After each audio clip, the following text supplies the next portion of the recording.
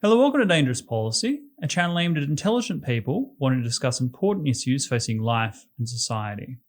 One of the great questions about foreign policy around the world is who has the right to engage in it? Here in Australia, there is a proposed Australian Foreign Relations Bill that the federal government is seeking to introduce as a response to what they see as illegitimate deal-making between states, territories, and local governments and foreign powers. The way to think about it is if New Jersey in the United States or Illinois makes a deal with Norway or with Singapore or with China, and they're dealing directly with those governments, does the American federal government have a right to say, no, that doesn't align with our policy? This is what's going on at the moment with Australia, and it's largely in response to the state of Victoria signing up independently of the rest of the country to China's One Belt, One Road initiative. This was highly embarrassing to the federal government on the world stage and brought sharp rebuke from some other state and territory premiers. So to that end, the government has proposed significant legislation which would effectively assert that the Minister for Foreign Affairs had the right to veto or annul any kind of deal that anyone else made with a foreign power at different levels of government. So to that end, the Australian Senate has launched an inquiry into this legislation, put out a call for submissions. The inquiry received 20 submissions, including one from Dangerous Policy. We lodged a submission ourselves. Now, the Senate has got back to us and said that the submission has been accepted by the committee and the committee is publishing that submission, and that I am now able to share that information with the rest of you publicly. So the rest of this episode will be me just reading straight out of the submission. There probably won't be too many important visuals to look at, although I'm sure Charlene will put a few up, but if you just want to listen, then that's fine, because I'm going to be just reading off a page. And this discusses what I see as the main considerations in determining who has the right in the 21st century, in 21st century Australia, to make decisions regarding our national foreign policy. All right, so here's the submission that I'll be reading from. It's about 9 pages, so hopefully it won't take too long. So when you write a government submission, this is also useful for people who are curious about government processes. I always recommend putting the key findings and recommendations right on the front, because committee members or senators, they're time poor. What they really need to see is what you're recommending, and then they can go into the reasons why. So the key findings. Number 1, relative harmony existed across jurisdictions on Australian foreign policy until recent years. 2, current disagreements between federal and state governments on Australia's foreign policy are due to major and rapid geopolitical, economic, and cultural shifts. 3, political leaders are now making highly consequential decisions regarding Australia's relationship with the Chinese Communist Party.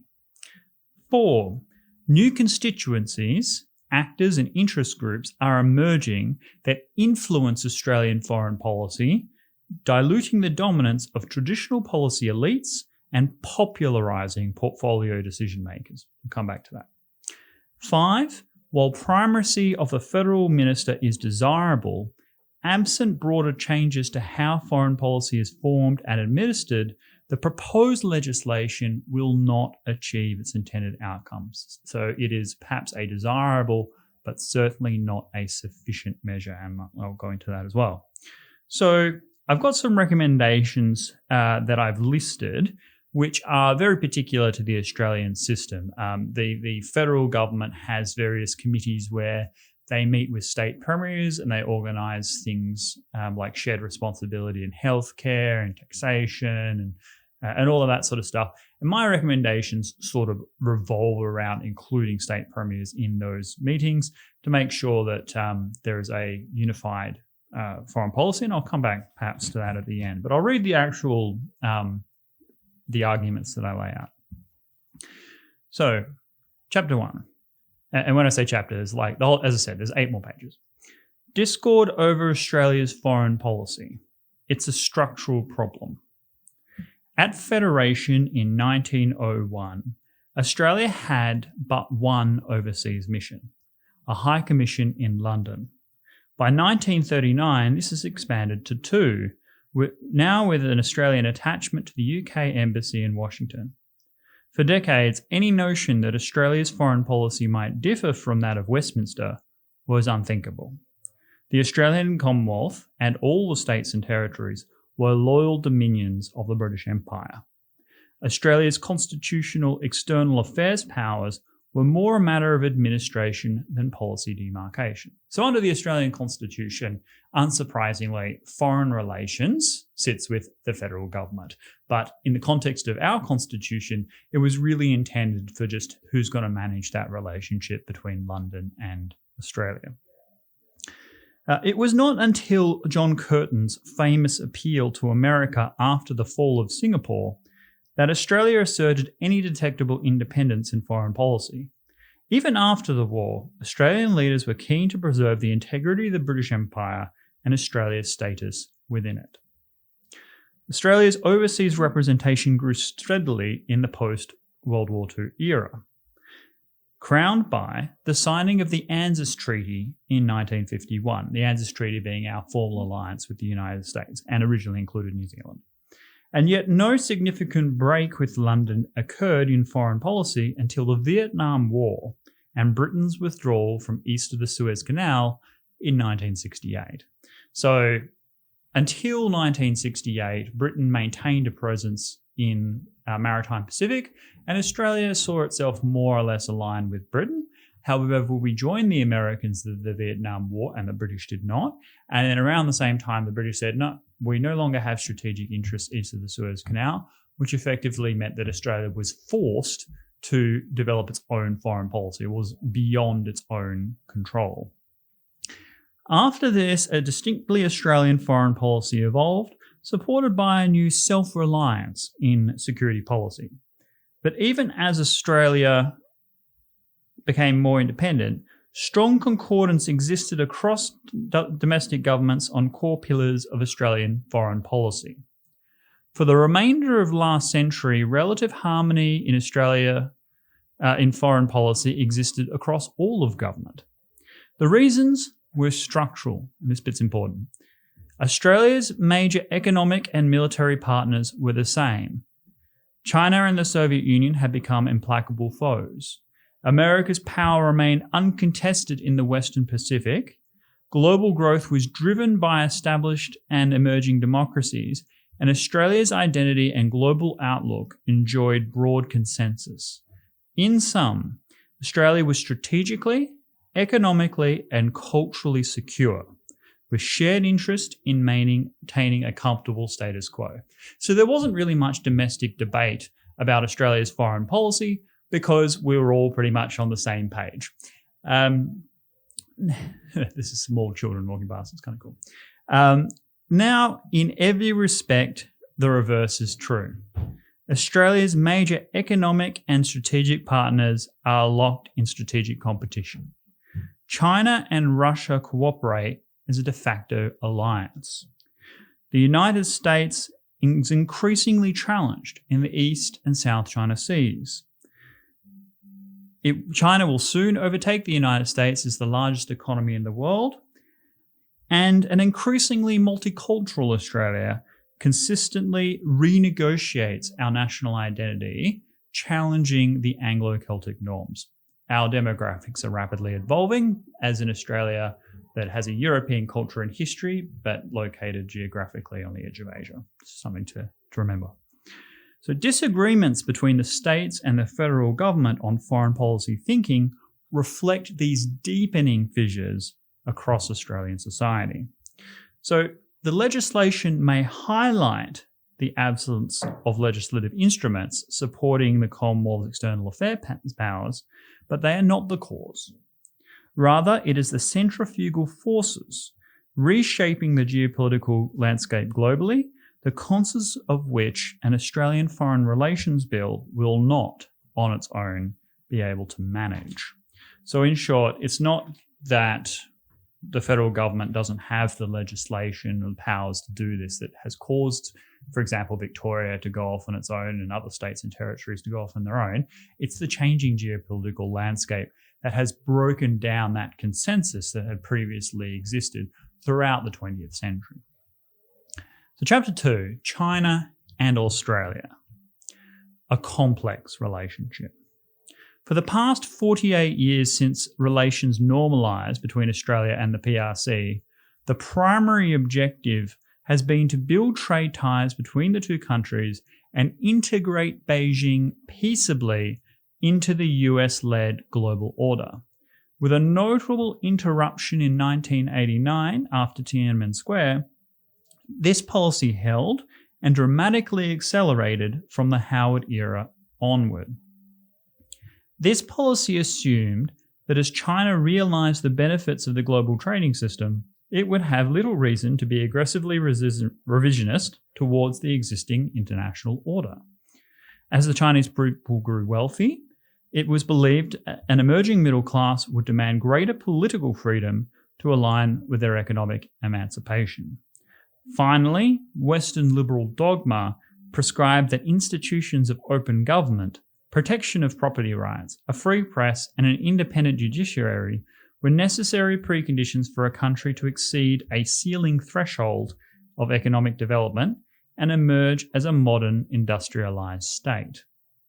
The Soviet Union collapse only heightened this belief.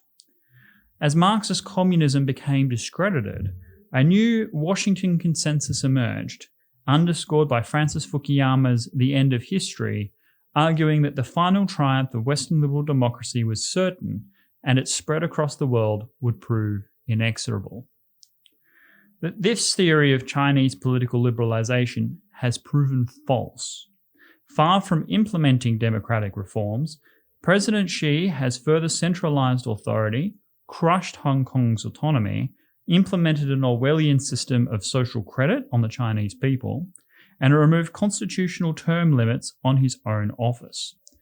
Whether it is the mass internment and re-education of Uyghurs in Xinjiang, mercantile loan practices endangering the developing world, or illegitimate claims over the entirety of the South China Sea, China has emerged as a revisionist, totalitarian, and internationally assertive dictatorship. And yet this legacy of engagement has led much of the world to develop a massive trade dependency on China, including Australia. There is no question that this deep, multifaceted, and highly dynamic bilateral relationship has been of enormous economic benefit to Australia and is a primary reason for why, until recently, the onset of the pandemic, Australia experienced 3 decades of uninterrupted economic growth. Consequently, nearly all political leaders today have inherited their country's trade dependency. That's quite an important point. While illusions about China's supposed democratic awakening have been dispelled, governments now view dependency as an inescapable reality, given that the alternative is to collapse the global trade system and invite national economic ruin. COVID-19 has altered this equation in spectacular fashion. Championed by the United States, across the world countries are re-examining their supply chains to onboard manufacturing and reduce dependency on China for the supply of essential products. Meanwhile, lockdowns resulting from the pandemic have drastically curtailed the free movement of goods and people, fueling a global economic recession. On China, Western leaders are at a moral crossroads. Global economic disruption means that continuing dependency on Chinese trade investment is no longer an inheritance, but a choice. Policymakers must now decide whether they wish to continue strengthening this authoritarian dictatorship knowing that the chance that doing so will lead to liberal democratic reform is nil. Within Australia, this calculus differs markedly across jurisdiction and constituency. This is how I get into how there's tensions.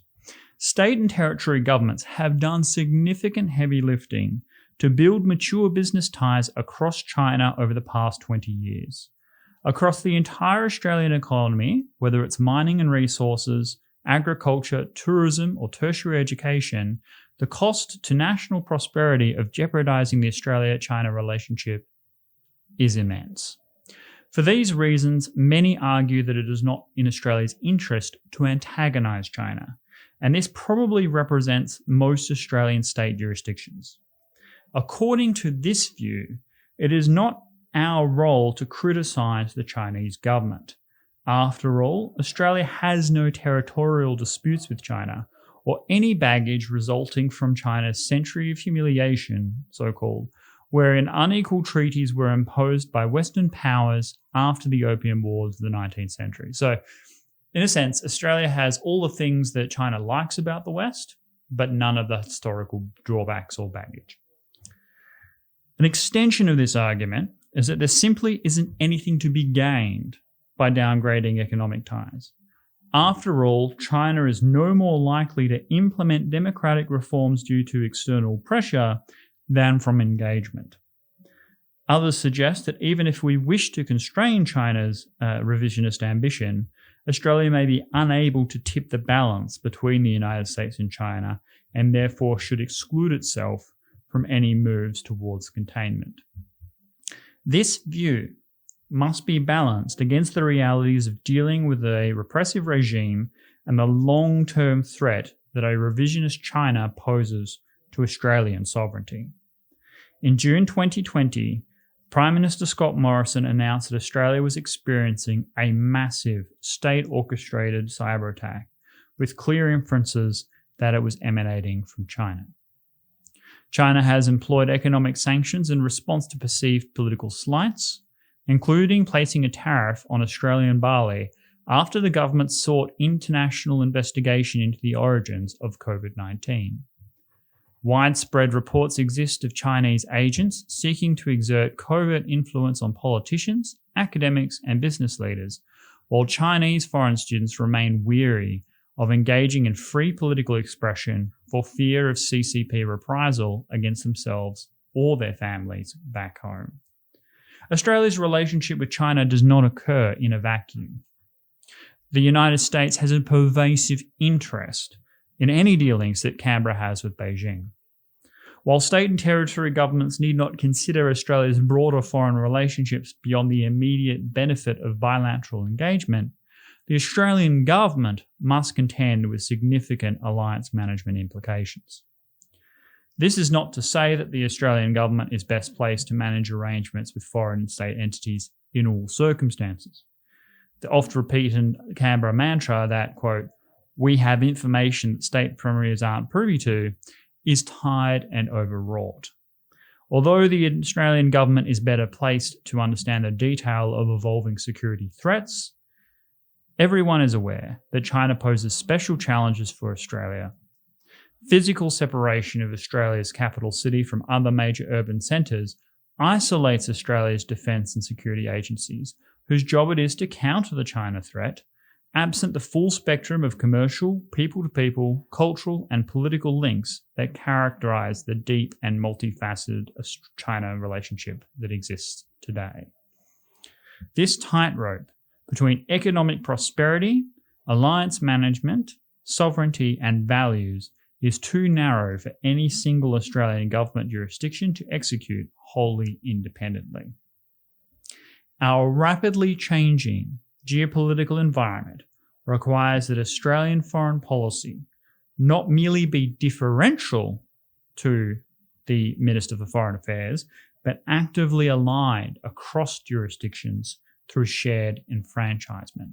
In short, it's not enough for this Minister for Foreign Affairs to come in over the top over quite different states and territories and say, no, you can't do this. It's much more effective in this complex world for the state premiers and the federal government to actually be working together and have the mechanisms to support that.